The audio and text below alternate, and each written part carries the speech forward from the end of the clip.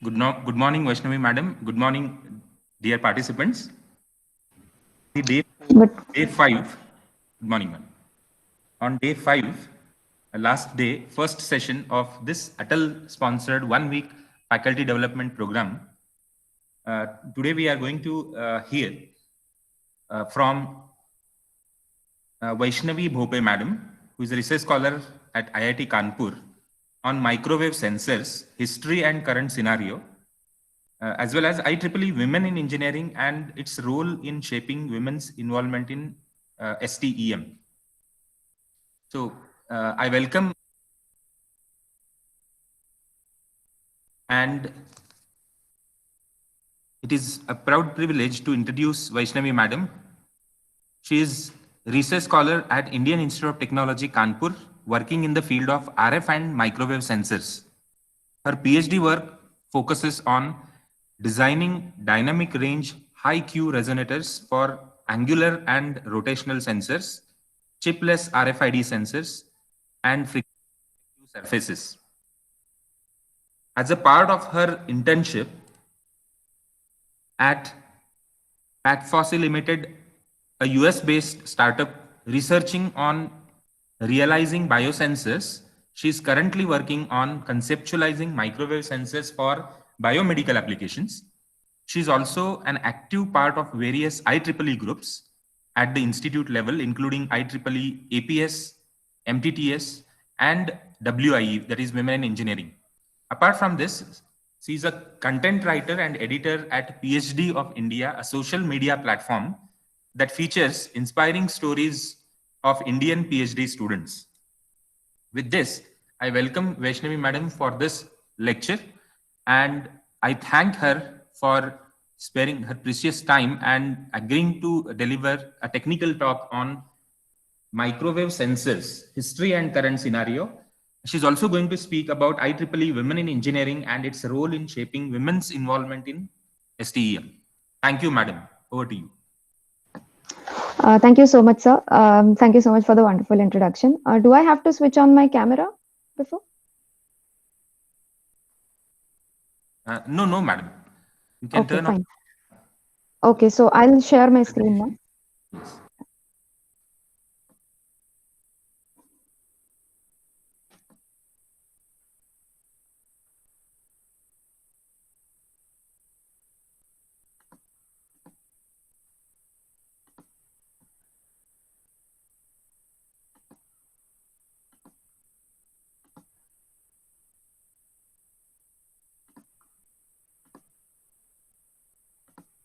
So can you see the screen?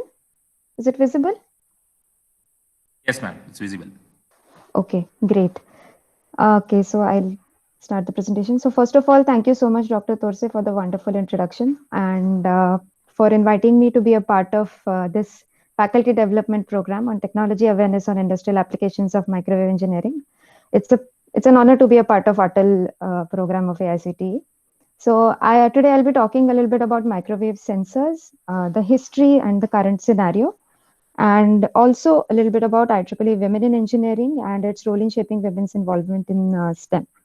So I'm currently a research scholar at IIT Kanpur, as Dr. Dorsey also introduced in the bio. So this will be the flow of presentation. I'll be talking a little bit about sensors, the definition and important parameters first. I know a lot of you are already from electrical electronics background. So some of you might be aware of this kind of definition, but I'll just be going over them one more time just to have a good base for it. Then I'll be talking a little bit about microwave sensors, the types of microwave sensors, the techniques you can use to realize them, and the current research that is being going on. And later on, I'll be transitioning a little bit to IEEE and WI in PhDs of India, like outreach activities and its importance in the field of academia, research, and industry. Okay, so first of all, the research in sensors. I would like to start from a really nice quote from Lord Kelvin. All of us know Lord Kelvin. So in 1883, in one of his lectures, Lord Kelvin said that when you can measure what you're speaking about, and express it in numbers, you know something about it. But when you cannot measure it, when you cannot express it in numbers, your knowledge is of a meager and unsatisfactory kind. It may be the beginning of knowledge, but you have scarcely in your thoughts advanced to the next stage of science, whatever the matter may be. Now, the crux of this quote is that it is very important to quantify things. It is very, very, very important to have a number representing any physical quantity. It may be temperature, it may be pressure, it may be motion, it may be anything. So that's where the importance of sensors come in. And this small paragraph from Lord Kelvin's lecture in 1883, back in 1883, signifies how much sensors are important in everyday life and also for the advancement of science. So then we come on to the definition of a sensor. Broadly, we can say that it's a device that responds to a signal or a stimulus. And in the context of specifically electrical or electronics engineering, we can say that a sensor is a device that receives a stimulus and responds with an electrical signal. Well, this stimulus can be anything. It can be your ambient temperature, it can be linear, angular, any kind of a motion. It can be the change in material which surrounds the sensor. It can be environmental factors. It can be pressure as well. And this kind of stimulus affects the sensors and gives you different kind of output signals. Output signals can be voltage, current, charge, or anything else as well, because this is very important.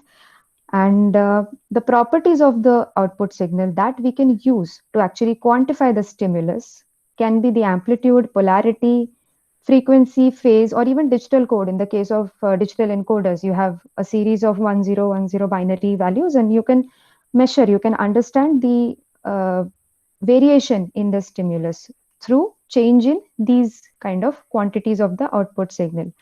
Now, when you talk about realizing a sensors, there are multiple parameters that need to be catered to, that need to be taken care of while designing any kind of a sensor, which are the sensitivity of the sensor, the dynamic range, the resolution, repeatability, environmental robustness, cost incurred, and ease of integration.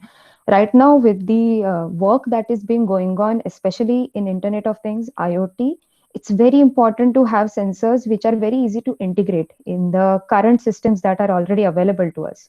With everything being connected to one another, ease of integration becomes one of the most important parameter for any new kind of sensor research that is being going on.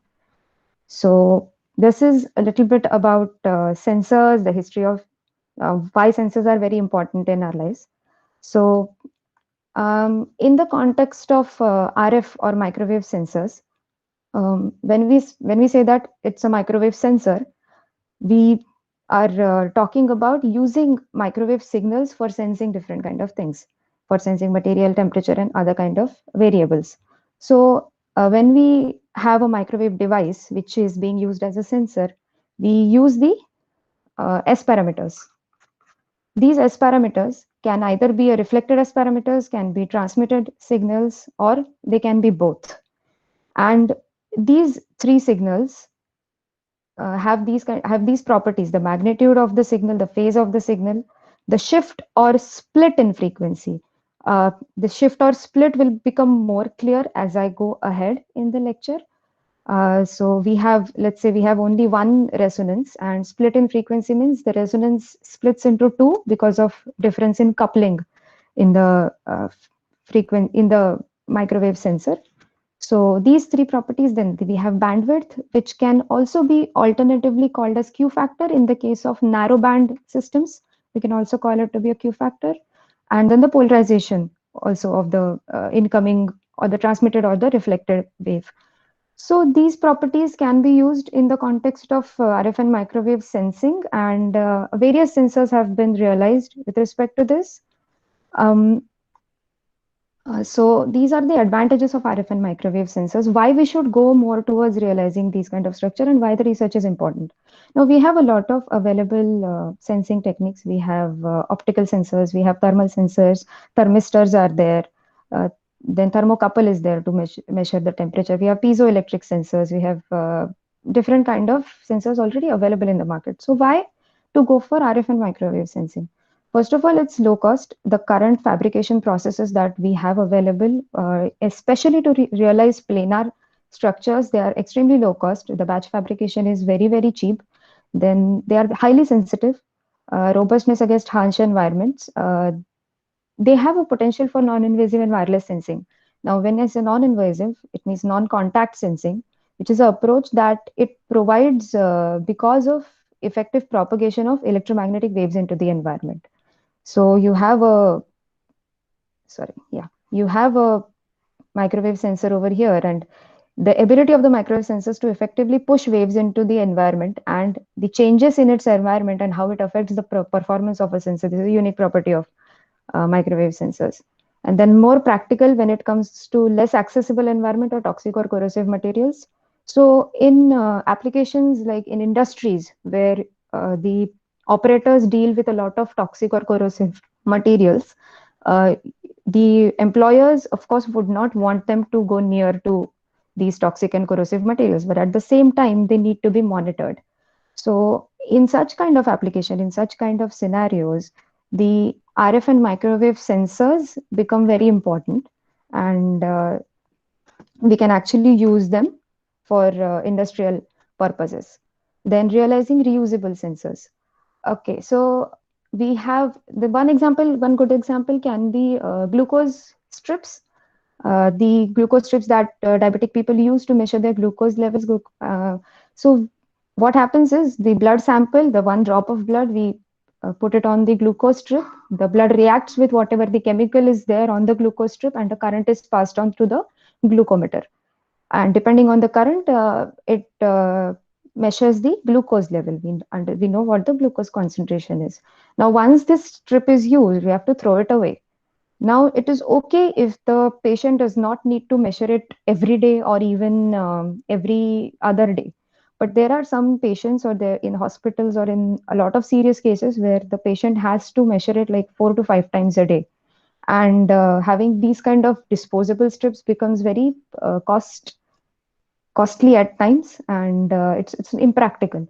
So also the number of times you have to measure your blood, the number of times you have to measure your glucose level, every time you have to prick your finger and take out the drop of blood, that's also not a very good feeling for a lot of people who are especially afraid of needles.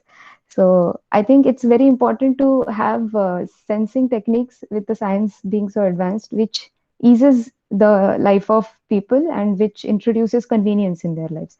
So RF and microwave sensors has been a good approach in realizing non-invasive, non-contact, non-invasive based glucose sensing as well. So realizing reusable sensors. And then this last point is especially true for planar sensors, which have CMOS compatibility, lab-on-chip compatibility, and very easy fabrication process. As I said in the last slide as well, with the IoT boom being the center of attraction these days, I think it's very important to have these properties in any sensor research that is being going on. So, yeah. So before we go further into microwave sensors and the current papers that are there, I would like to talk a little bit about the history. We have to go to 1935, back to World War II. So in about 1914 to 18, which was the time of World War I, there were only two ways of detecting whether the aircraft is enemy aircraft or your own aircraft or your allies' aircraft. So so the armies actually had to send their airplanes send their airplanes up and do sorties to see if the incoming aircraft is their own or it's the enemy aircraft. And it used to take a lot of time. And by the time actually they got to know whether the aircraft is there or enemy aircraft, it was too late. So in 1935, when World War II was going, Britain established a committee for the scientific study of air defense. They established this committee, and the chairman of the committee called Sir Robert Watson Watt to actually make a death ray which will be used for destroying the enemy aircrafts. So Robert Watson Watt actually he spent some time on realizing the mathematical foundation to prove that realizing a death ray is not going to be possible feasibly. We'll need thousands of megawatts of power. So then he actually provided a mathematical proof, which was the basis of radar technology. So you can say that he provided a mathematical proof which was mostly focused on use of reflected waves. So you have one transmitter over here, and there is one body which need, and you have receiver over here. So you have waves sending this way and the reflected waves are coming this way, which is the basic principle of radar. Now we know that. But at that time, he proposed the mathematical foundation for this concept. And this was then later on demonstrated in form of ground or airborne radar. First of all, he established a experimental setup for ground radar, which was like he had, this was ground. So he had about two dipoles, I think 50-meter wavelength. Lambda was 50-meter wavelength dipoles on 25 meter height. Both of them were there. One was the transmitting antenna, one was the receiving antenna.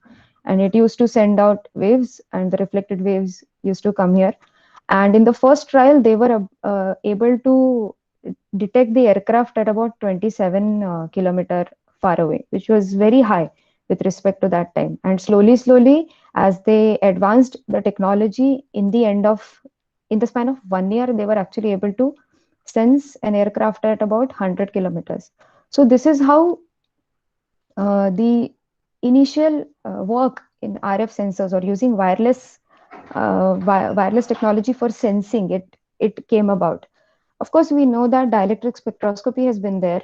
Impedance spectroscopy has been there, which is being used for measurement of dielectric permittivity. But this work actually emphasized the potential of microwaves or wireless signals to sense things and to give a quantifiable information about the material or the body under test. So, so since then, since 1935, we have had a lot of applications of RF and microwave sensors. We have radars, we have remote sensing, of course, we have material characterization, we have motion and rotational sensors. Motion sensors that you see a lot in, I think, motion activated LED and motion activated lights, which are very important part of home automation systems these days. Then biosensing application, as I just mentioned, an example of glucose sensors. Then environmental sensors. In environmental sensor, you have temperature sensors, you have humidity sensors, and yeah, so these kind of sensors under environmental sensors, and also industrial sensors. So we have flow sensors, which measure the flow rate or the impurities in the flow at times if possible. Then we have level sensors, where a microwave sensor, a single port microwave sensor, is put inside chamber, and then the reflected wave tells what is the level of the chamber in that sense. We also have food-based sensors in industrial sensors scenario. I didn't mention it here, but we do have food-based sensors as well. Okay, so we'll move on to the research area now. My work mostly focuses on realizing resonant type of sensors. I design, as a part of my PhD, I design different types of resonators for applications in rotation sensing, chiplet RFID, and frequency selective surfaces. So today, most of the discussion will be focused on realizing resonant structures and what are the different ways that we can approach resonant type of sensing. Towards the end, before going to IEEE part, I will be talking a little bit about other applications as well, like wireless body area networks, for example. But before that, I'll be mostly talking about resonant type of sensors. One more thing, I forgot to mention it in the beginning. I would like to have this as a discussion. So if any of you have any kind of question at any point, so please raise your hand and you can stop me in between and ask your question. I'll be happy to address it as much as I can. So I would appreciate if you can, if you ask this question, ask any kind of questions in between as well. Okay, so we'll move forward with resonant type of sensing. So broadly, planar microwave resonance sensors can be classified into these 5 types. These 5 are the ways of realizing or approaching the design of planar microwave resonance sensors. These are the 5 different ways we can utilize the reflected or transmitted signals to measure the parameters. So we have frequency variation sensors. I'll be talking about in detail one by one. Then we have phase variation. We have frequency splitting sensors. Then we have coupling modulation sensors, and we have differential mode sensors. Every one of them have some kind of thing in common with each other, but operationally they are very, very different. So okay, operationally they are very, very different. So before going to these 5 types, what I would like to talk about is how the properties are being used, because these are resonant type of sensors, and what exactly is the concept behind it. Seeing the blank slide, a lot of you must be a little bit uh, questions or confused, but I actually kept it blank on purpose because I could not find necessary pictures to go with what I wanted to say. I could not find necessary diagrams. So I thought I'll maybe draw on my own. Okay, so there are two concepts at major which are used here, which is first of all perturbation theory. A lot of you might be, especially the faculty or PhD scholars, if they are there, they must be aware of the perturbation theory. So we have a resonator. We have a resonator over here, which resonates at frequency FR. And this has electric fields of E1, E naught, and H naught. The material parameters are epsilon r and epsilon naught, epsilon r, and mu. So it resonates at FR. Now, if there is some small change in the permittivity around epsilon naught, epsilon r plus, if you have delta epsilon r, the magnetic permeability is still constant. It will resonate at a frequency of FR plus delta FR, and it will produce different fields, even comma, H1. So this change, this small change in the dielectric permittivity has caused a small change in the resonant frequency of the resonator. This is called as the perturbation effect. Hello? Was there someone who wanted to ask something? Okay. Yeah. Time, madam, Yeah. they participants ask question at the end in the chat box. Okay. Yes. Oh, okay. Yes. Okay. Just a second. Okay. I'll. So they'll ask questions in the end. I should continue, Abhi. Okay. So Okay. we have resonator 1, resonator 2. Sorry, the diagram just went off. We have this delta FR. This is epsilon r mu, and this is epsilon naught, epsilon r plus delta epsilon r, comma mu, and it generates field E naught H naught. It generates field E1, comma H1. So this is the perturbation theory. You have a small change in relative permittivity, which produces a small change in the resonant frequency of the structure. One more is that the perturbation in between two resonators. If we have one resonator, we have FR1, and we have resonator 2, which is FR2. Now these two resonators are coupled with each other in terms of either inductive coupling or capacitive coupling, or both in a lot of cases. So let's say if one resonator is perturbed, now this one resonator is perturbed with delta epsilon r change, it will affect the resonant frequency of the second resonator, and in turn it will affect the kind of coupling that is there in between the two resonators. So this will affect the resultant, the coupled frequency, FR coupled.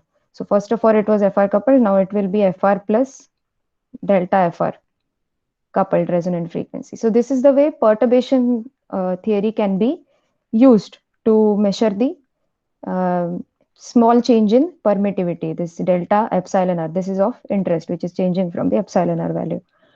And one more property that we can use is the physical movement in between resonator. Now this requires a coupled resonator kind of a scenario. Either we need a transmission line, a host transmission line, and a resonator coupling. We have a transmission line and the resonator which are coupled to each other, and their mutual movement affects the S21 or S11 resonances. Or we can have, this is resonator 1, this is resonator 2, resonates at FR1, this resonates at FR2. It is capacitively coupled, inductively coupled, or it has both kind of couplings. Now, when one of the resonators moves physically with respect to another, this, let's say FR1 moves by delta x and FR2 is still there. Now, this affects the kind of mutual coupling these two resonators have. Cm becomes Cm plus minus delta Cm, and this Lm becomes plus minus delta Lm. It can be positive, negative, anything. I'm just, let's call this as a modulus.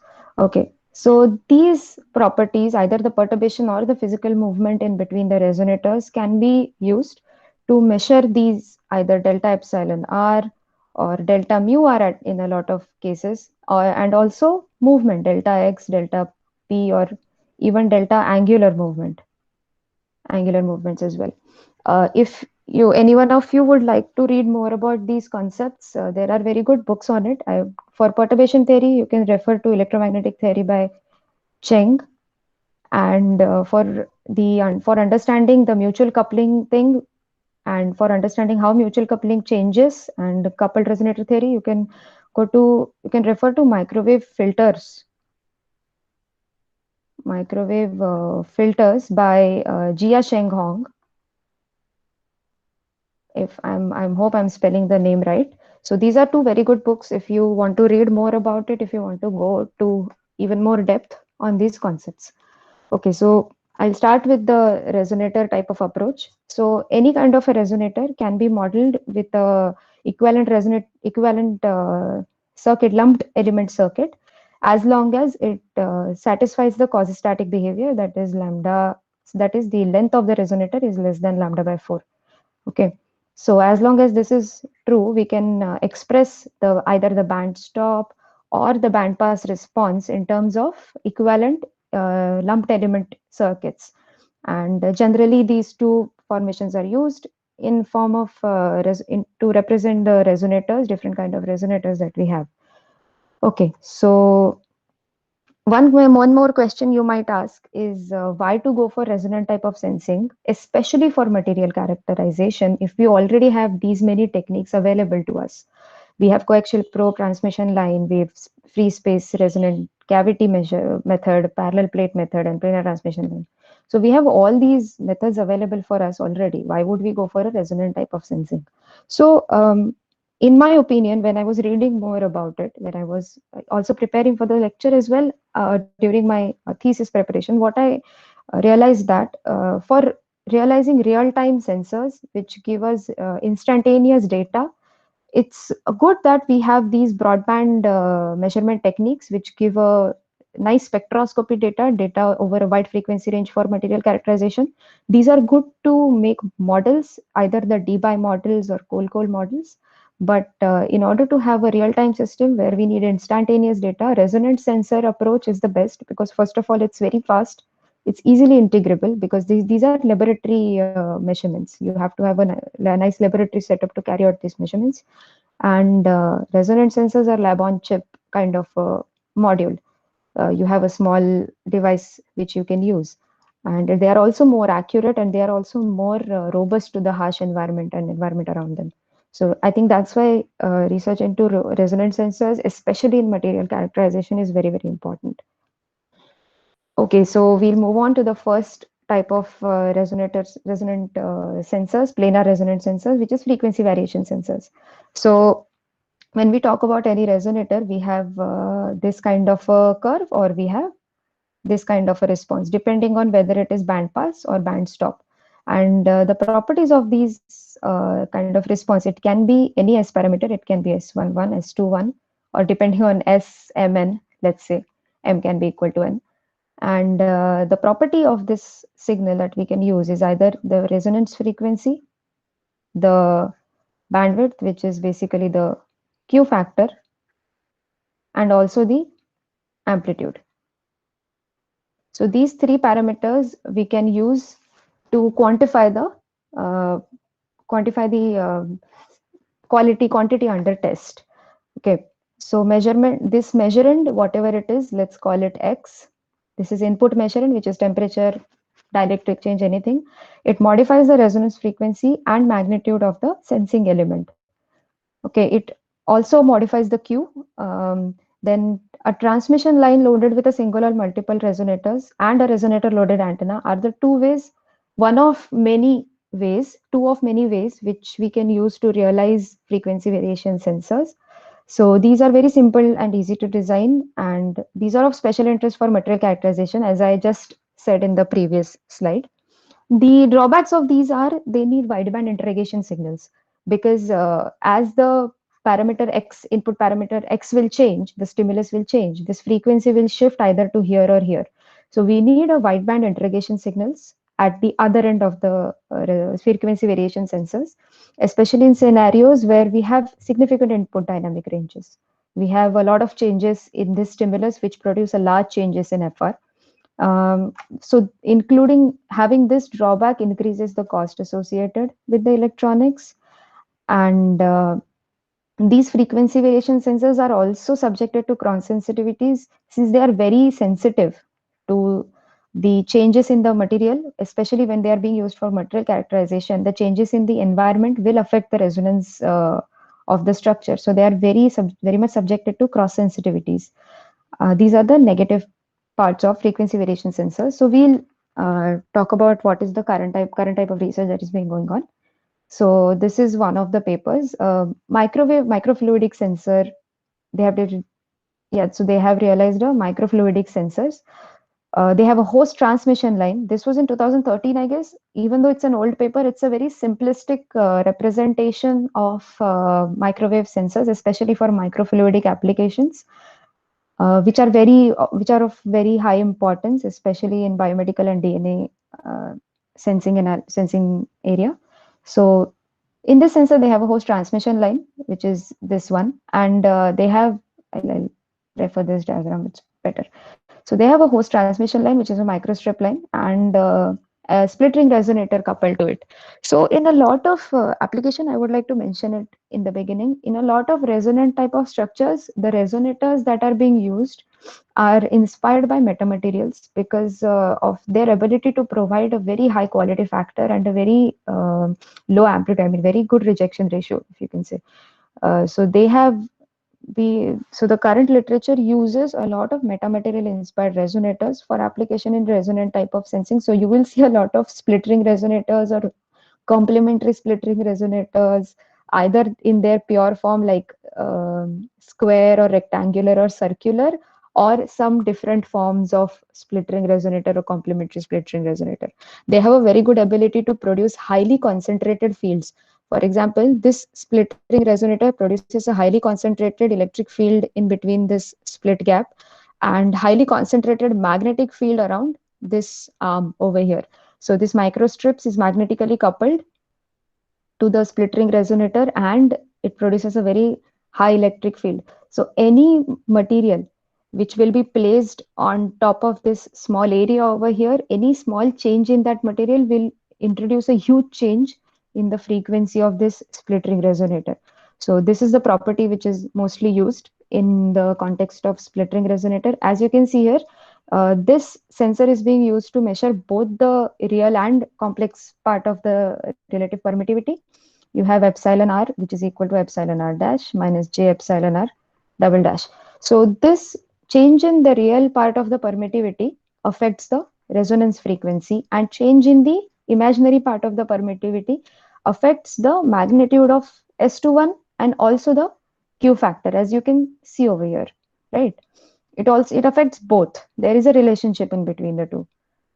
So what they have used is they have used the relationship in between the resonant frequency and the real part of the permittivity and the change in the quality factor to the imaginary part of the permittivity, and this is the relationship matrix that they have formed.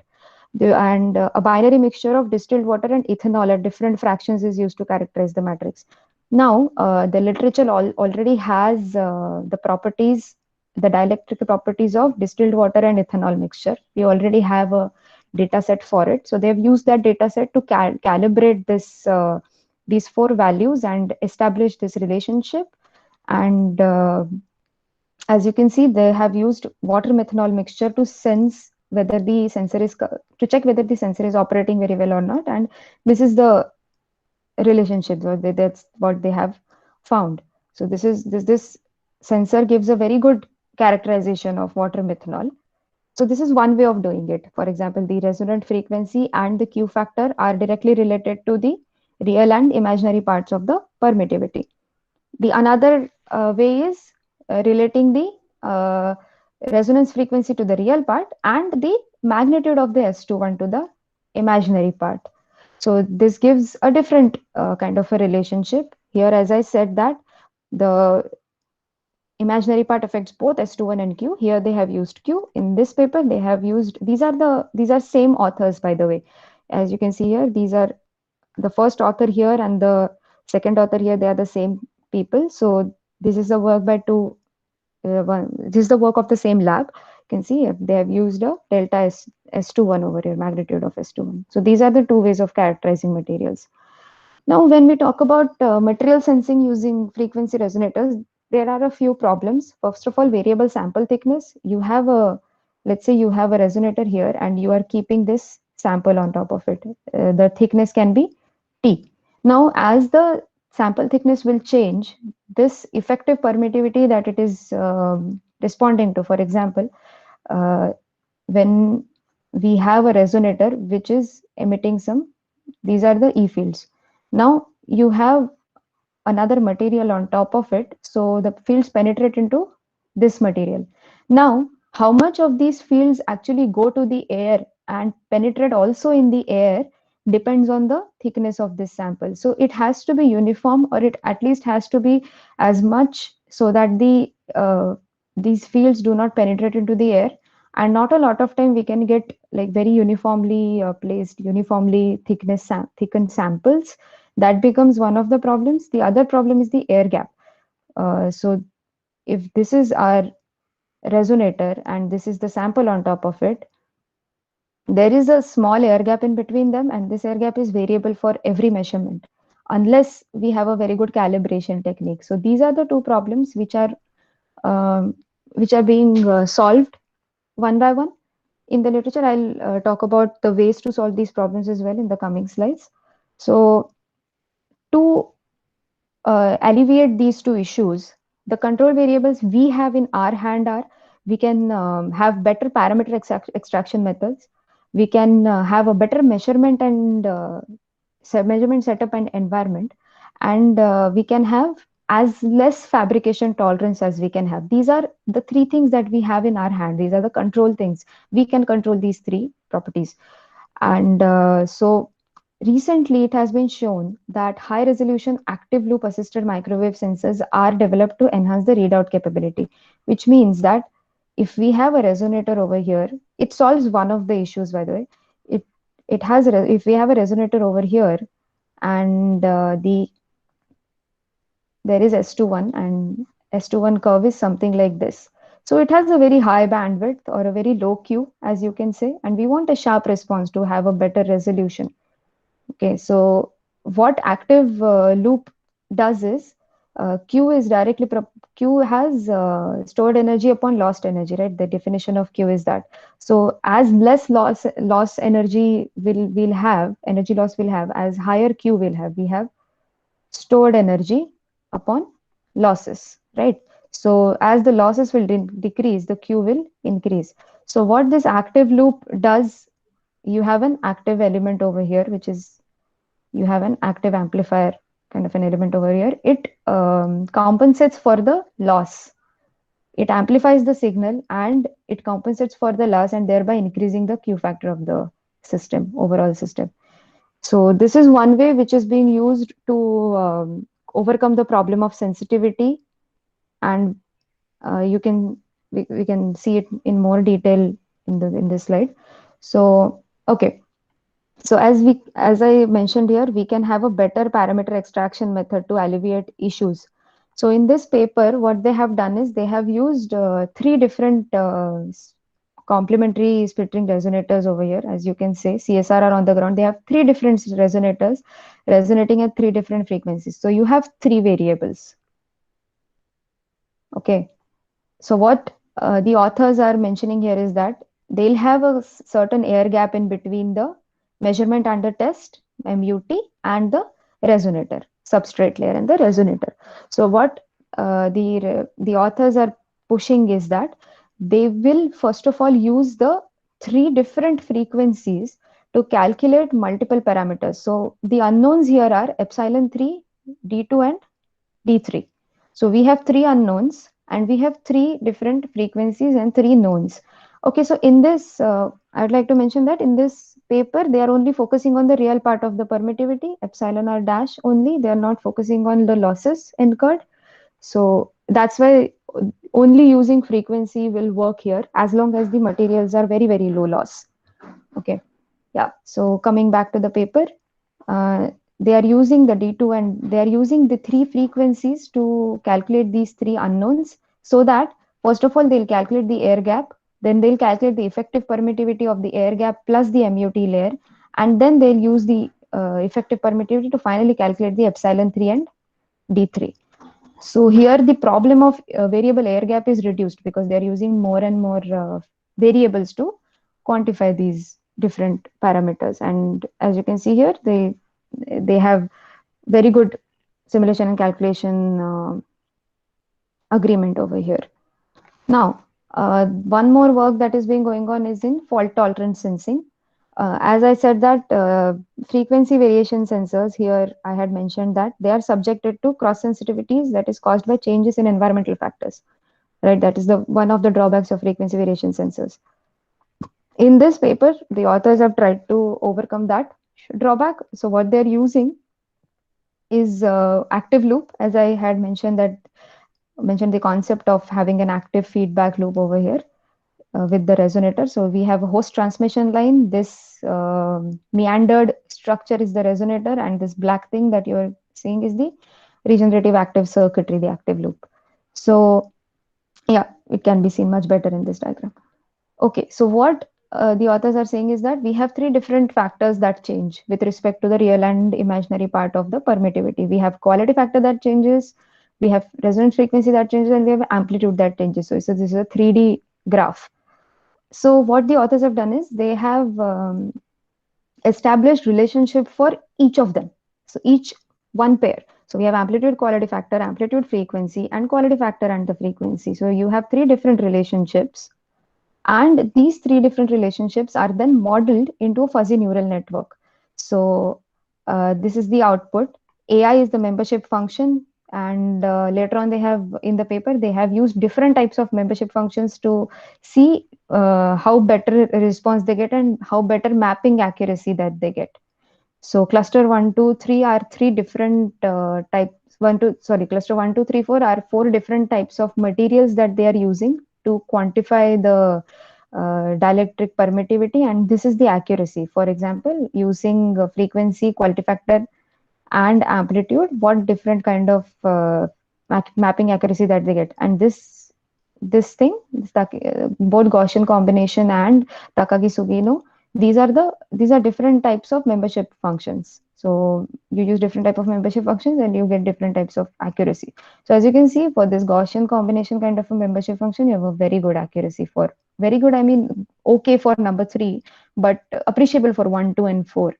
So this is the way that they have tried to decrease the environmental changes or environmental factors by using the machine learning, not machine learning, by using the fuzzy neural network learning approach. Okay.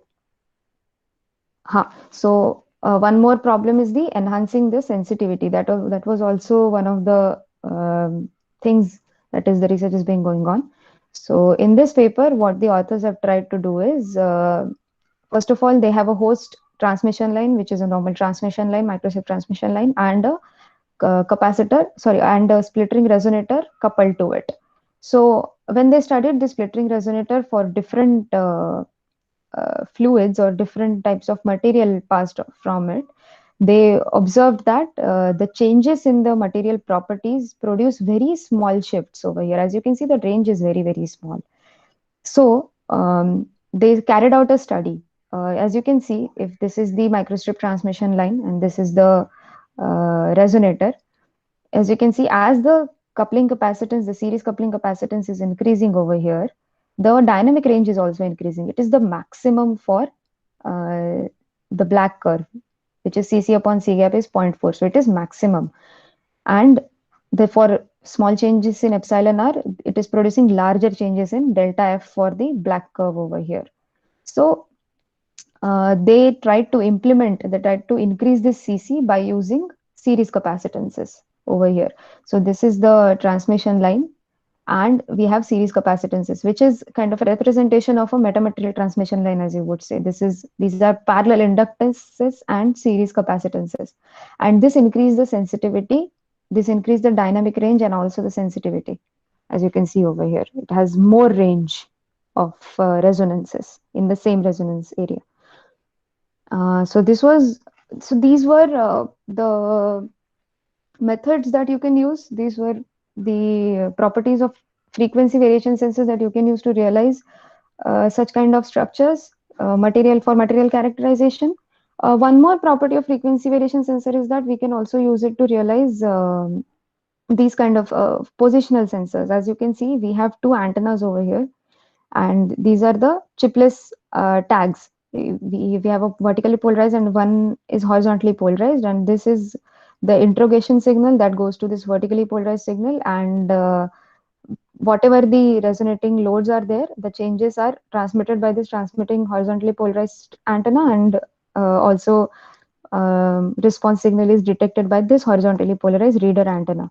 So this antenna, this top white thing, can move either in X or Y direction. It can have and sorry, it can only move in one direction. It moves like this towards this direction, and the total shift is measured like this, depending on how much it is moving. So we can say that frequency variation sensors are also being used to not only measure the material characterization, but also the positional changes, for example, physical movement.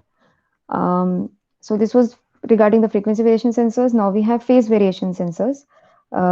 They typically operate at single frequency. You measure the phase of the signal at single frequency for two different cases, and that therefore reduces cost of electronics. We have a single tone harmonic signal suffices for measuring purposes.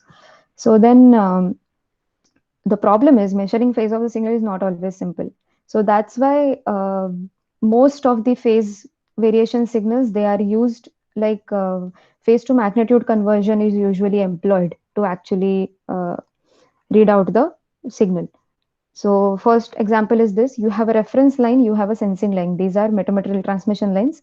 So reference line is open or covered with a reference material, and sensing line is loaded with unknown materials. You have a Wilkinson power divider here and Wilkinson power combiner over here. So it divides the power, and also these two add up to lambda by 2 at 2.3 gigahertz. That's why when there is no loading, when these two are constant, when these two are unloaded, you have a destructive interference over here because of 180-degree phase shift because of this lambda by 2 transmission line. And when one of it is disturbed, you don't get this lambda by 2 because the beta changes, and because beta changes, this delta S21 also changes. So here the phase change has been transformed into change in the amplitude, and that's how you get a phase sensor. Other type of phase sensor is they have not used two transmission line per se. They are using the same line to measure the reference and the MUT measurement material under test signal, but the concept is still the same. You have reference signal, you have material under test, and you measure the difference in between the S21 characteristics.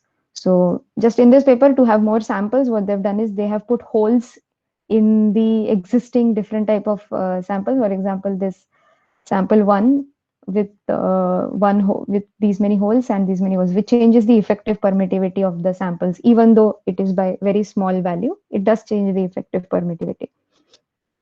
So another phase variation sensor is this. We have again the same concept. We have a reference line, we have a sample under test line, and the changes in these two, the difference of the phase in these two is used to measure the different types of materials.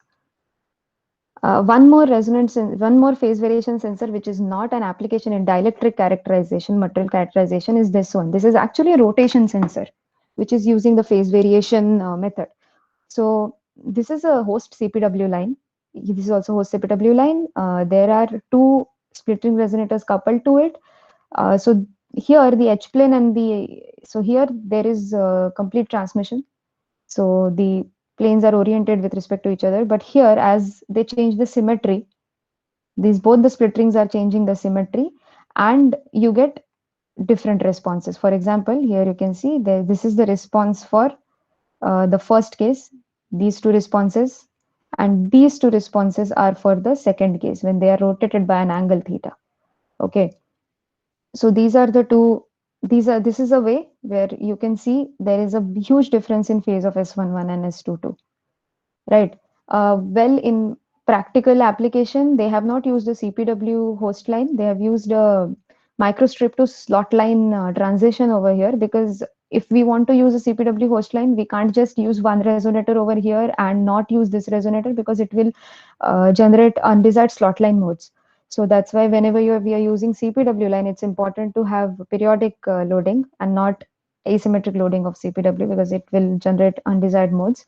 So, but the authors only wanted to use a single resonator for rotation sensing. So that's what they have used here, microstrip to slot line conversion. Okay, so as long as this splitting resonator is in alignment, the phase is constant, and as it changes the alignment, you get such a phase response. Phase S22 minus phase S21. You have this phase difference over here, and this is how the phase response varies. Now, this is symmetric at 180. So you can say this sensor only can measure up to 0 to 180 rotation angles. But what the authors have done in the next part of their paper is that they've added this kind of a flag resonator. So it is, oriented 90° with respect to the symmetry line. As you can see here, it's not oriented like this, it is oriented like this. Okay, so what they have done here is, if you change this different rotation angles, and you measure phase at these two different frequencies, you measure at 3.5 and 4.5 gigahertz. Here it is measured at only 3.5 gigahertz. But if you add this flag resonator and measure the phase difference at these two frequencies, you get these two different curves. So the authors claim that if F1, for example, if this difference is greater than this sorry so if the red curve is higher than the blue curve, it means that the angle of rotation is between 180 and 360.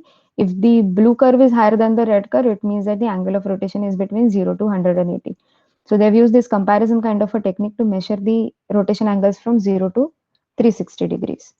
So this was also one of the applications of phase variation sensors. Now we move on to frequency splitting sensors. So to alleviate the cross sensitivities, as we said that phase variation sensors, also frequency variation sensors, they have a lot of cross sensitivities caused by effect of ambient factors. Differential mode or frequency splitting sensors are very good solutions for it. Symmetry is preserved under changes in environmental factors, and such changes, if present, they occur at a scale much higher than the typical dimension. And also, such changes, if present, they get cancelled out because there are two different types of resonators.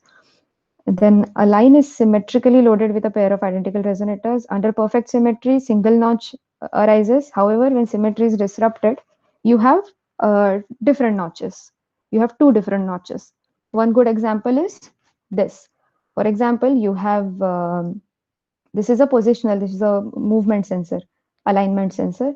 You have, this is the host, this is stator, as you can say, this is the stator, and this is the movable part which is on top of it.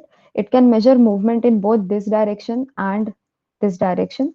So as this changes, the coupling between these lines, these microstrip lines, and these two resonators, they do change, and depending on that change, as you can see, delta x changes, and the resonance delta fx changes, the change in resonant frequency. Delta y changes, only fy changes. As you can see here, the fy is constant. For example, here delta fy naught is 0, and only fx is changing. As you see, fy is constant and only fx is changing. Here fx is delta fx is 0 and they are moving it only in the y direction. So only fy is changing. Here they have they have made it constant at delta fy equals to 2 mm. So we have two resonances here for fy, and then they are changing delta fx. So this is, it's varying. And similarly here they have kept delta fx is equal to 2 mm. So you have two resonances for delta fx, and then delta fy is changing. So you have this spectrum over here. So here we have only one frequency, but as the alignment shifts, we get frequency splits. Okay, so this is the concept of frequency frequency splitting resonators. One more example is this, where the host transmission line is loaded with stepped impedance resonators, and the stepped impedance resonator equivalent circuit can be represented like this. So as this is the capacitance. Okay, if there is some change in this capacitance, if this is delta S2 is 0, delta CS1 is 0, delta CS2 is 0 over here. So you have single resonance.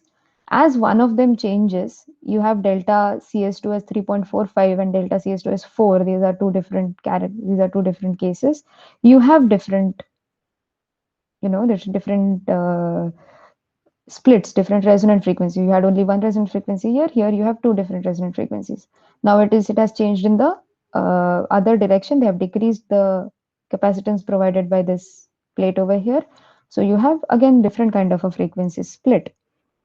Now the authors have demonstrated two different topologies. First of all is these parallelly loaded stepped impedance resonators, and two like this spatially distant.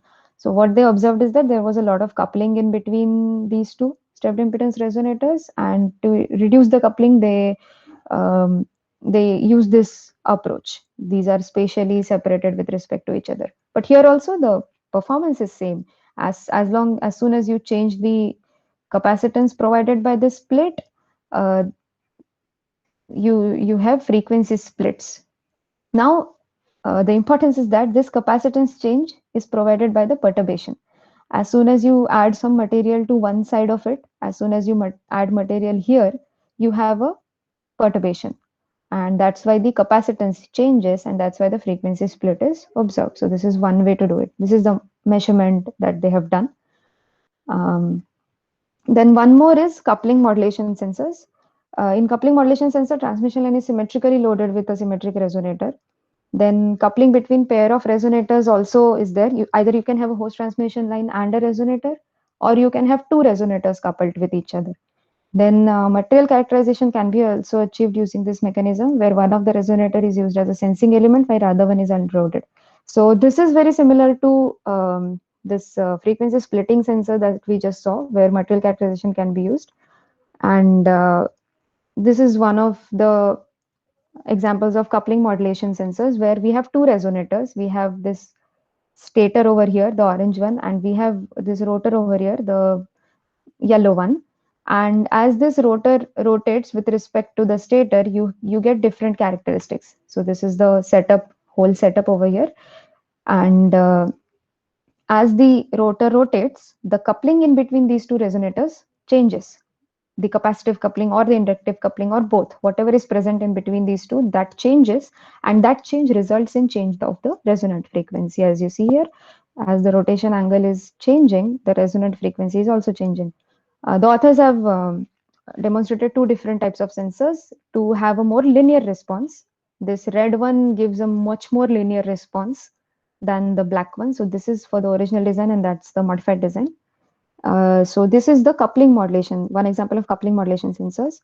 Other example is this. This is an angular velocity sensor, where there are two different designs. Here you see only one chain of splittering resonator, and here there are two chains. So what the authors are trying to do is measure the angular velocity. And to measure the angular velocity, it is as much desirable to get as much as much data in one single revolution as they can. For example, when they used a single resonator, they got only single dip for each thing over here for each disturbance. For example, this PM was changing. This is the host line. This is the host line, and this is the rotation. That is, this is the rotating body. As it is moving like this, as it is moving like this, depending on the relative difference between the stator and the rotor, which is mentioned in the form of PM, like if it is 0.1 PM, it is 0.2 PM, we get only one dip in S21 characteristic of this stator. You have S21 characteristic measured from here. But if we have two different chains and two different resonator chains over here also, you get two dips here. As you see, this is one dip, this is another dip. So as many information as you can have, it will be more and more useful to understand the angular frequency. It will be more and more useful.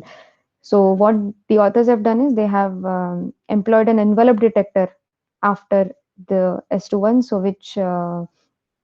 which tracks the envelope and which tracks the velocity distance between the two dips, distance between these two dips, and that's how they quantify the angular velocity.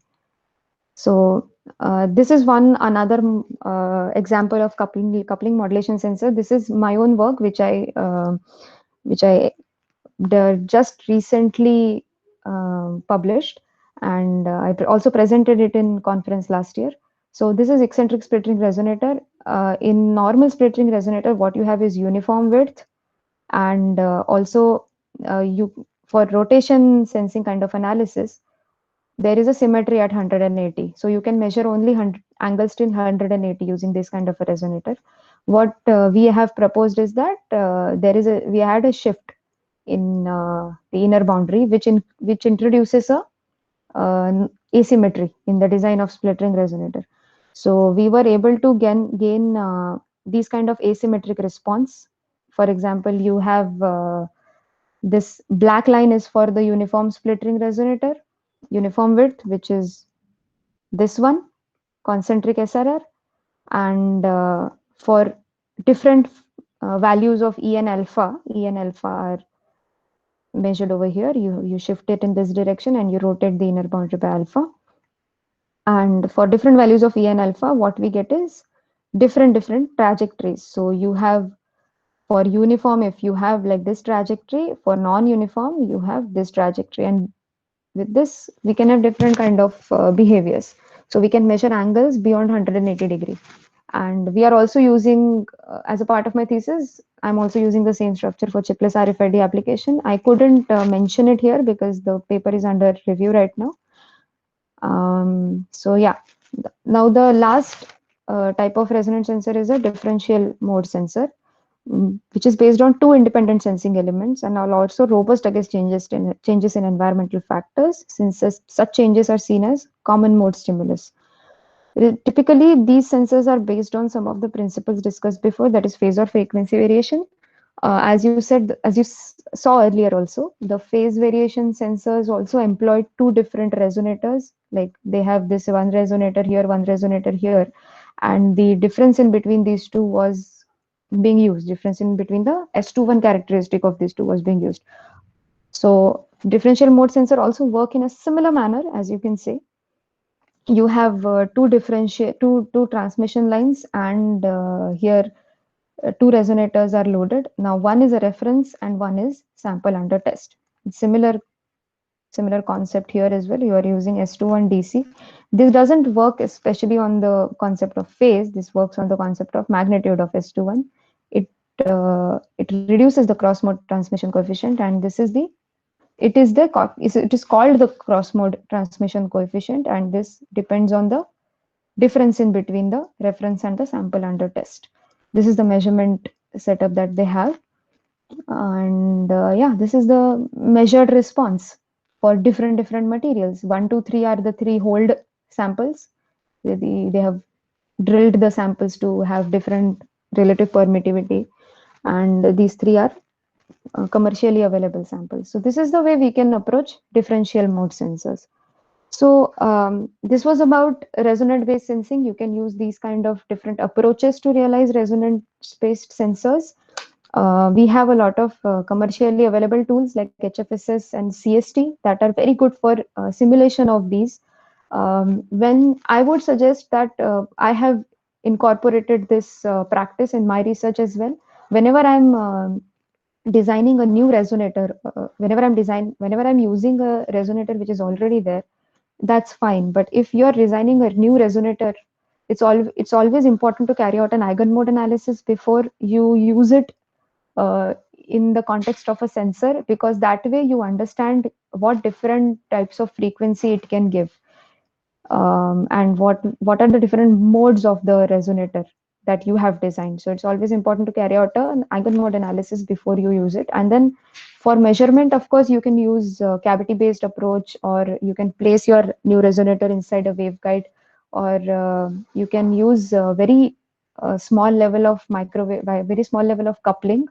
You can use microstrip lines, and your resonator can be very, very weakly coupled to it. And using the S21 resonance over there, you can measure the resonance characteristic of your new resonator. So this is the way you can approach designing resonant-based microwave sensors.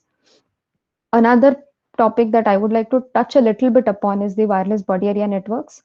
It is one of the most interesting sensing fields that is the work is being done on right now.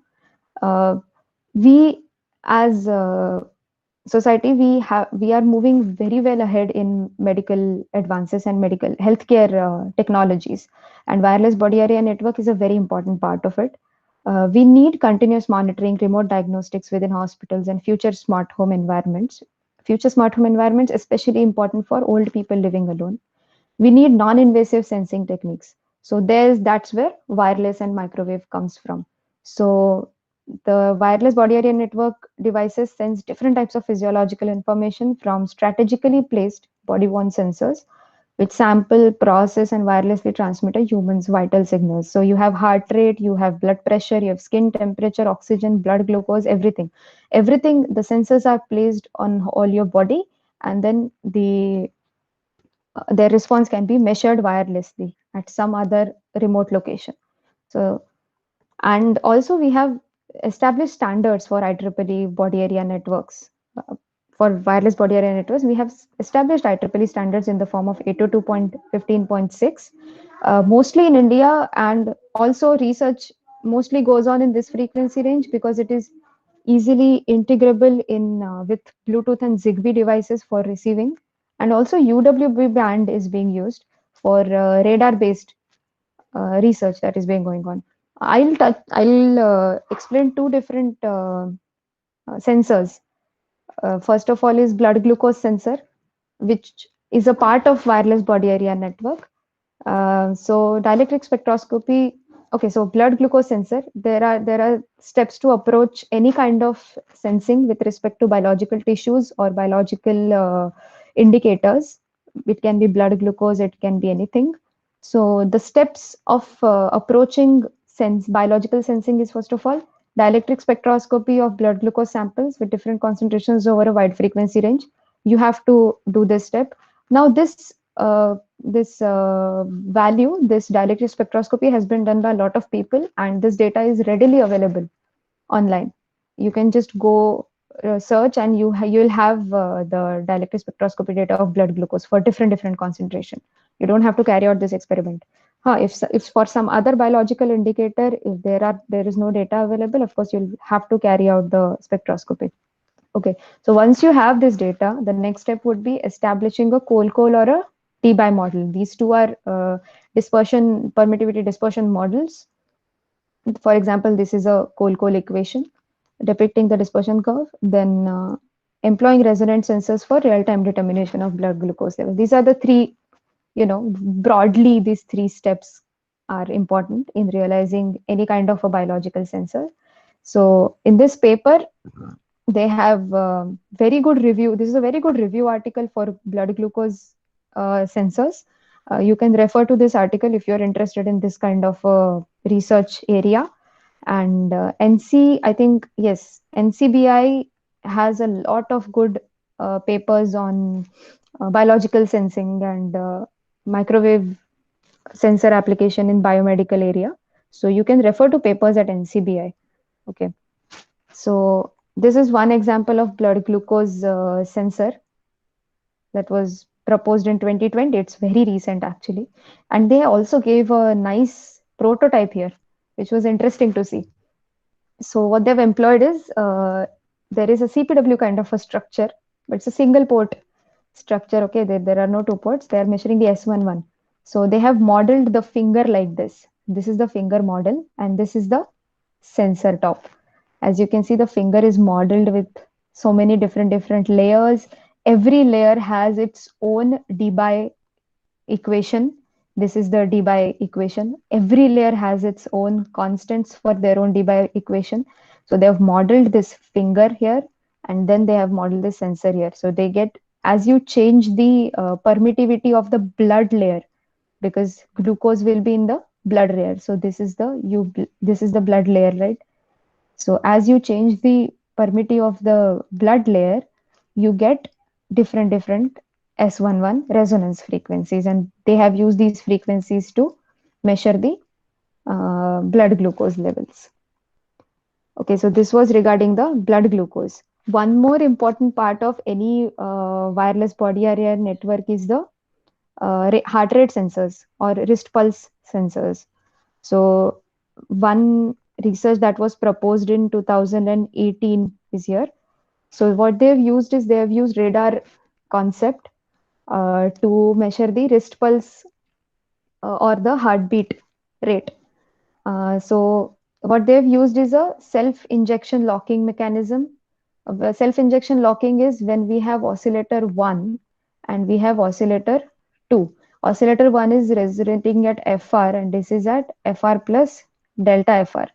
If delta FR is very small and these two frequencies are very close to each other, oscillator 1 will lock this frequency and will start resonating at frequency FR plus delta FR. That is the concept of injection locking.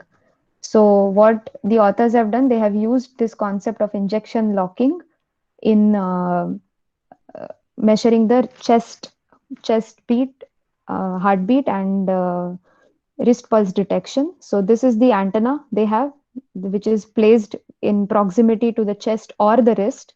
So this is the feedback circuitry. This is the self injection locking circuitry, and then you have microstrip to feed line. You measure, you give oscillator input here, and depending on the heart rate, it changes the phase of the reflected signal. So you have this antenna transmits the signal, and depending on whether this is at xt2 or xt1, this is stepper motor which is moving this metal plate, the phase of the signal will change, and phase of the signal will change, so the resonant frequency will change, and that change in the resonant frequency is measured. So this metal plate going back and forth is actually simulating how our chest goes back and forth. Okay, this chest goes back and forth while bleeding, so this metal plate is actually simulating that. So what they measured is that as the it was a 3 mm vibration or a 1 mm vibration, so they were changing within a distance of 3 mm or 1 mm, and this was the amplitude output magnitude voltage that they were getting after detection. So in the receiver part, this was without the frequency discriminator. Okay, so frequency discriminator is a device which converts frequency change into amplitude change. Okay, so so the authors employed the frequency discriminator, frequency differentiator in this process. So here they are doing both amplitude demodulation and frequency demodulation, and they get a better sensitivity range, as you can see over here. This is with differentiator, and this is the self-injection lock active integrated antenna without the differentiator. So they have much better sensitivity range with the differentiator. And this is the whole setup.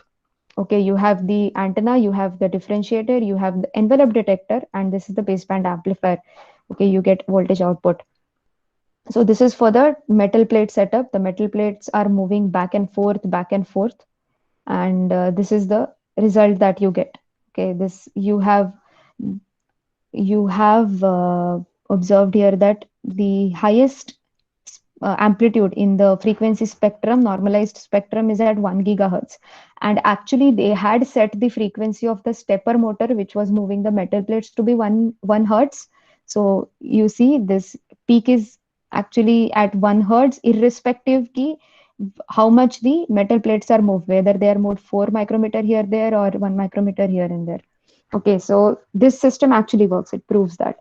So they then implemented it for both chest and wrist pulses. The measurement setup is like this. This man is putting his chest very near to the sensor, and here he is putting his wrist under the sensor. So the sensor can measure the changes. This is the time versus magnitude, and here the normalized spectrum in the form of beat per minute. It agrees very well with the oximeter readings here. It also agrees very well with the oximeter readings, both cardiopulmonary and wrist waveforms. So this is one of the research that is being going on in terms of wireless body area networks. If some of you are interested in it, you can pursue this area as well.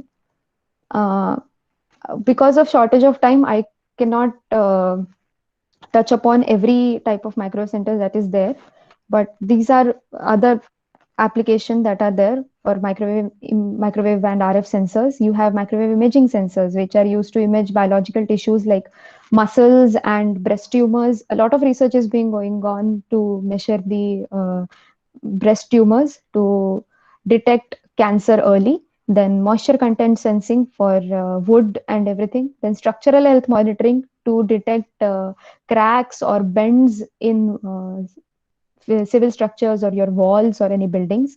Then you have RFID sensors, which are used for location estimation, or crowd estimation, which are used for motion sensing.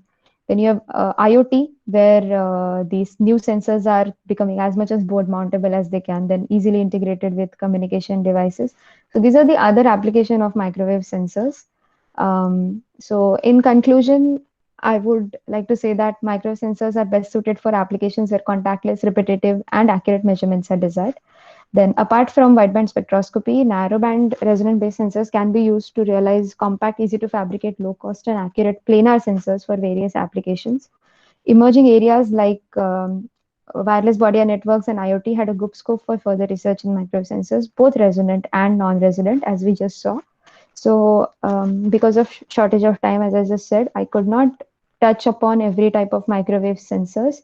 So, if any of you are interested in knowing more about resonant sensing or even non-resonant based sensing, you can please get in touch with me. You can email me, and you can email your questions. You can email whatever you want you're working on. You can email me at any of my email IDs.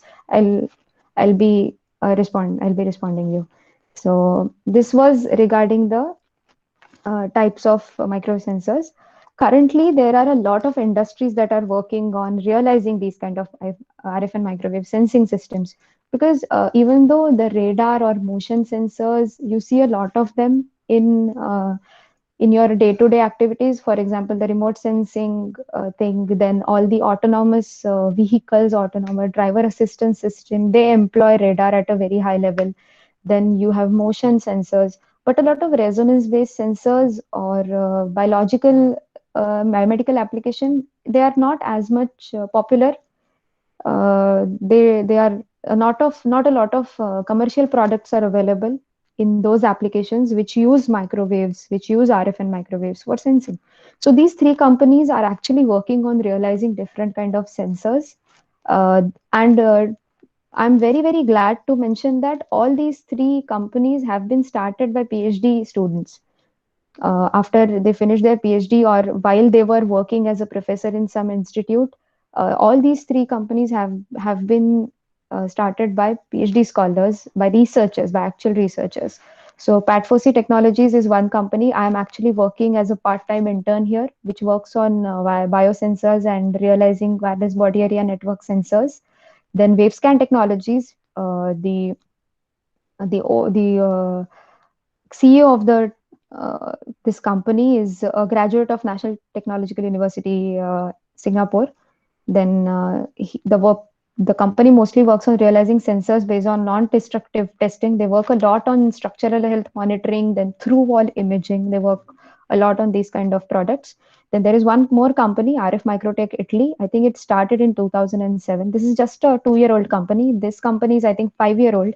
This started in 2007. They started with antenna phased arrays and filters. Now they also work on microwave sensors and systems, realizing resonant type of sensors. So these three companies are new companies which are working in this area, which have been started by PhD scholars themselves. So it's very interesting to see this growth in industry in this manner. So this is where I would like to end the technical part of the talk. Um, Now, when I was invited for this faculty development program, I researched a little bit about what the FDP is all about. And what I found that the aim of the Atal FDP is to plan and help in imparting quality technical education in the country and to support technical institution in fostering research, innovation, and entrepreneurship through training in various emerging areas. This was the aim of Atal FDP. Now, as researchers, we are academicians or we are industrialists or even PhD scholars. It's very important to publicize the research as much as we can, or it's very important to have a very good outreach and engagement activity. Just doing research in our lab is not enough. It's not sufficient for advancement of our own research, for growth of our own career, and also the overall scientific community. So it's very important to have outreach and engagement activities, of course, through our campus activities, through our research endeavors, and also through teaching. All these three endeavors that most of us do as being being faculty or being research students, all of them should have some form of outreach and engagement activities involved in them. And being a part of IEEE since 5 years, I have been involved as a volunteer in the capacity of Secretary of IEEE Student Branch, Secretary of IEEE APS Student Branch, and also the chair and founder of IEEE WI Affinity Group. We just started the Women in Engineering Affinity Group just before lockdown. So we couldn't hold on much activities. I have just returned back to campus and we'll be getting back to it. But we have just started the IEEE WI Affinity Group. So as in the capacity of being the volunteer for IEEE activities, what I've got to do is I have got to network with other technology professionals. I've established a professional profile. I get to join and participate in various forms of discussions. Then I get to know about different IEEE events that are being going on. And right now, with the pandemic, with everything being online, being an IEEE member has actually served me a lot. It has helped me to track so many different kind of webinars that are there, so many different kind of talks that are going on in different institutions.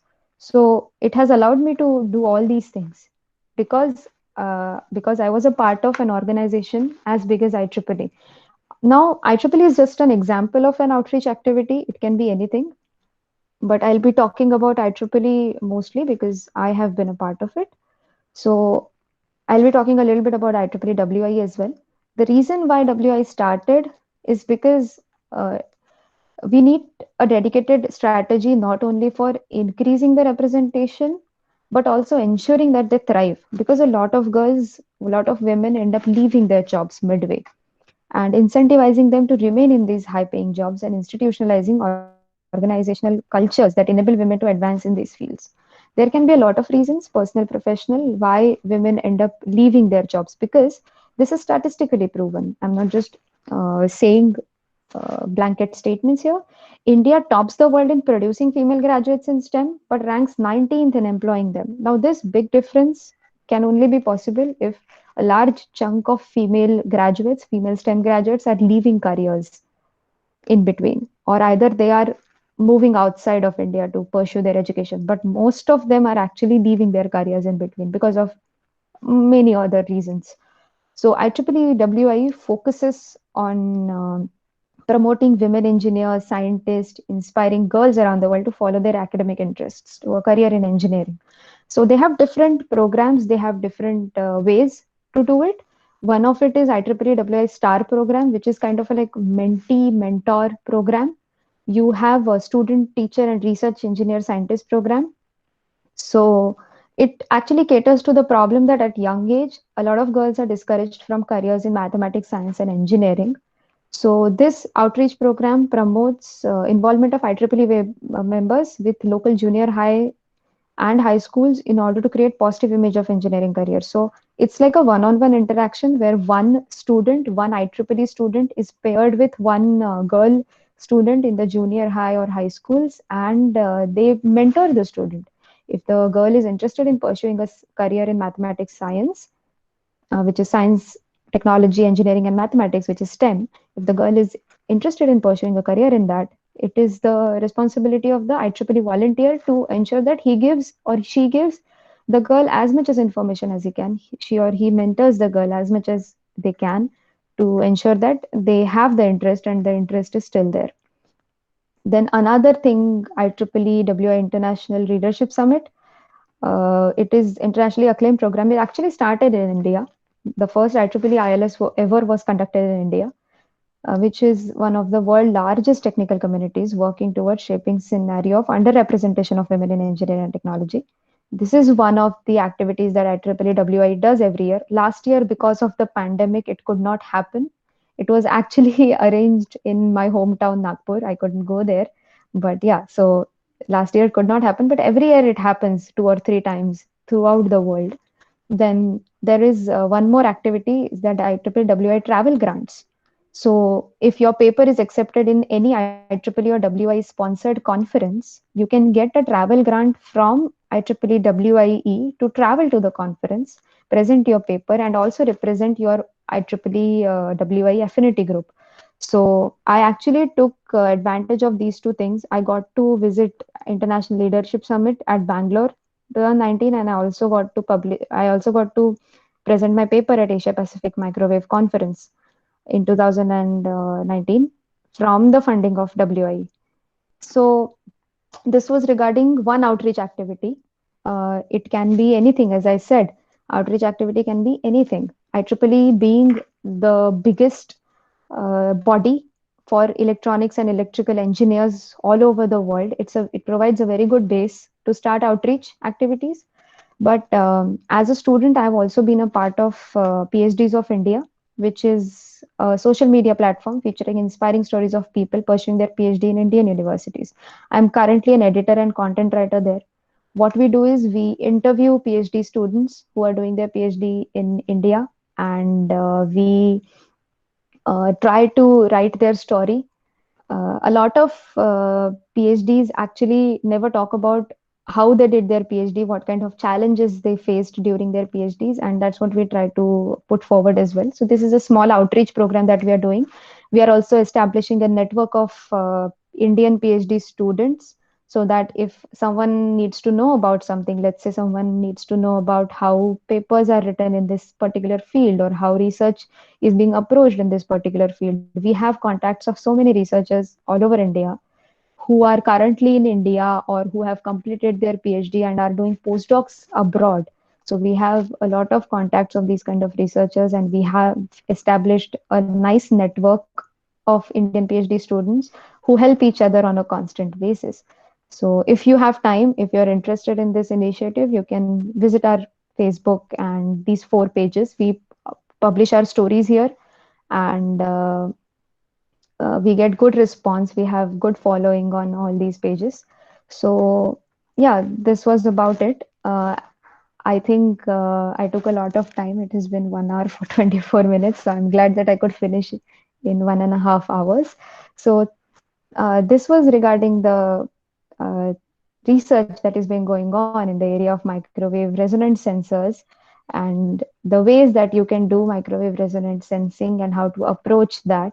Also, the interesting field of wireless body area networks, in which a lot of microwave sensing techniques are being employed, are being researched on, and also the importance of outreach activities and how much significant it is to get involved in some form of outreach activity as a PhD student, as a master's student, or as a faculty, as an industrialist at different parts of your career. So thank you so much again to Dr. Torse for making me a part of this wonderful faculty development program. Thank you for all of you for listening to my talk for 1.5 hour. And yes, so I open the floor to questions. If you have any, I would be happy to answer them. Thank you so much, ma'am. Thank you for the informative session. There are few questions I can see here in the chat box. Okay, yes. First question was asked, I think, at 11:10 by Jeet, and it was related to one specific. I guess, Is Mr. it in Jeet, the are chat you box? online? Can you please unmute and ask, because this is not a general question. He's asking how to measure efficiency of an antenna. It was related to Okay. slide which you showed. Was it using Euler's cap method? Okay, how to measure efficiency? Efficiency of okay, how to measure efficiency of an antenna? Oh, this is not regarding sensor, I would say, right? But you can measure Yes. efficiency of an, yeah, you can measure different efficiency of an antenna using measurement setups. I mean, in anechoic, you'll have to have an anechoic chamber for it, first of all. So a lot of measurement techniques are available. I do not work mostly in antennas or designing antennas. I mostly work on designing sensors and resonant type of structures. So I think I'm not the best person to answer this query. Can we use UWB MAMO antennas for body area network? Yes, you can use UWB MAMO antennas for body area network application. In this seminar, I just mentioned one example of the radar type of sensing. You can also use UWB radars, Doppler radars. You can also use them. Pulsed radars you can use for body area network application. Same to measure the body movement. Let's say a lot of papers are available on measuring body movement, through wall body movement, or even through wall respiration measurement. So yes, UWB MIMO antennas can actually be used as we require data sensing and data transmission very fast. Yes, okay. How to measure dielectric constant of a sample? So how to measure dielectric constant of a sample? Okay, that depends whether you want to use it for wideband imaging or whether you want to use it for narrowband, as I explained. You can use dielectric spectroscopy if you want to use it for a wideband measurement thing, or you can use as resonant sensors I just explained in the seminar. You can use them. Energy harvesting in body area network or IoT. Okay, energy harvesting. As far as I know, um, as a part of my literature survey for frequency selective surfaces, I work on frequency selective surfaces. As a part of my literature survey for that, I have come across a lot of periodic arrangement of resonators, which are being used as energy harvesting sensors. There are a lot of metamaterial structures which are being used in that area. So maybe you can start with that. That's what I have the most idea about. Okay. Okay. Ma'am, thank you. So Madam, yes. one thing I would like to mention here, Professor R.K. Malavia, who is the for next session, Yes. ISRO scientist and secretary of Antenna Test and Measurement Society of India. He Okay. was present during this lecture. I welcome you, Malavia, sir, and thank you for attending this session. Thank you so much, sir, for attending the session. Actually, madam, you have uh, eased my problem, because of many things you have already covered what I wanted to talk. No, sir, I'm sure you will have so much new to say. I'm a PhD No, I student will over talk here. on antenna measurement, but I want many things to be done through sensors. And Okay. actually, you have already told all so many sensors which I wanted to talk about. Yeah. So no, you have really taken out my burden on those things. I will just touch upon those things. I want people should work not only on communication. Communication will reduce. Microwave will be used in so many other things what you talked about. Yeah. Thank you very Yes, much yes. for these things. And Thank you, sir. Thank you. Thank you so much, sir. Okay. Thank you, Vaishnavi, ma'am. Thank you so much, Dr. Thorse, and everyone for attending the session. It was a pleasure talking at this platform. Thank you so much. Thank you, ma'am. On behalf of organizing team, the Institute, ALS Gokte Institute of Technology, Atal Academy, I thank you for your valuable insight on microwave sensors. Thank you. Okay. Thank you so much, sir. Thank you.